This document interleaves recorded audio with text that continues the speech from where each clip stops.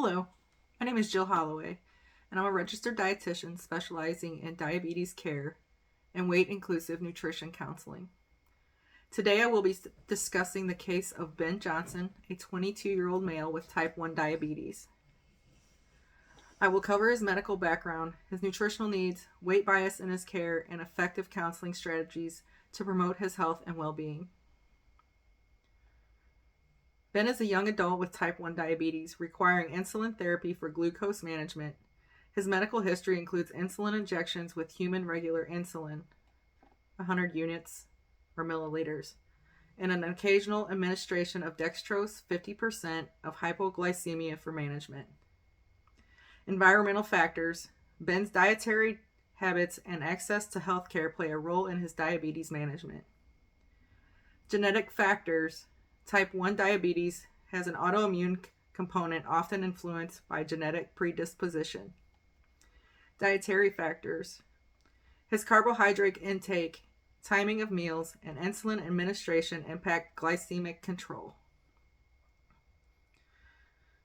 Ben's current insulin regimen consists of human regular insulin. According to the American Diabetes Association guidelines, MNT should be tailored to balance his carbohydrate intake with insulin dosing and maintain glycemic control.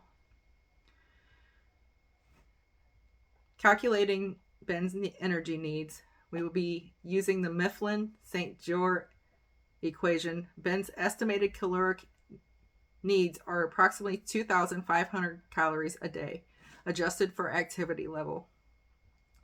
His protein intake should be about 1.2 to 1.5 grams per body weight to support glucose stability.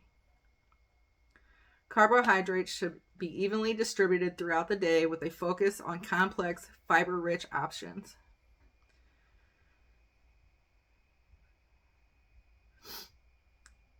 Pharmacotherapy considerations. Regular insulin should be matched to carbohydrate intake to avoid hypoglycemia.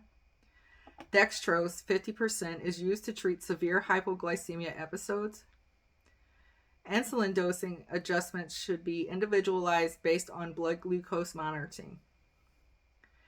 During a clinical visit, Ben experienced weight bias when a healthcare provider suggested weight loss as a primary strategy for improving his glucose control, despite the fact that weight loss is not the primary treatment for type 1 diabetes. Who demonstrated the weight bias? The healthcare provider failed to recognize that weight-centric advice does not directly address Ben's needs. The focus should be on improving metabolic markers, not weight alone. Addressing Ben's weight bias. Shift the conversation from weight loss to health-promoting behaviors such as stable blood sugars management, adequate nutrition, and physical activity for overall well-being. Evidence-based strategy. The health at every size approach promotes weight-neutral care, emphasizing improved metabolic outcomes rather than weight reduction. Now let's discuss how I would approach nutrition counseling with Ben using motivational interviewing techniques. We would start with open-ended questions.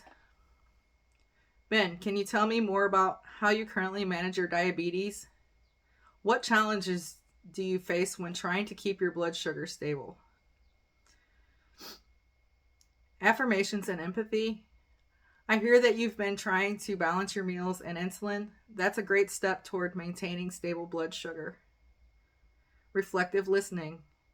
It sounds like you feel frustrated when your blood sugar fluctuates despite following your regimen and guiding towards change. Would you be interested in exploring meal planning strategies that help you maintain stable glucose levels without feeling restricted? Here's some key strategies to reduce weight bias. Educating interprofessional teams. As a dietitian, I would collaborate with other healthcare providers to shift the focus from weight loss to metabolic health, insulin management, and overall well-being. Recommendation would be implement sensitivity training with medical teams to address weight stigma in diabetes care. Patient-centered language. Using language that emphasizes health over weight is essential. For example, instead of you need to lose weight, say, let's find strategies to help you manage your blood sugar effectively. Promoting sustainable health behaviors, encouraging Ben to focus on behaviors such as consistent meal times, mindful eating, and physical activity tailored to his interests rather than weight bias goals. To summarize, Ben's case highlights the importance of an individualized, weight-inclusive diabetes management. By focusing on stable blood glucose control, evidence-based MNT, and addressing weight bias in healthcare, we can improve both his metabolic health and overall quality of life. Thank you for joining me in this discussion, and I hope this approach helps shape more inclusive, effective nutrition counseling. Thank you.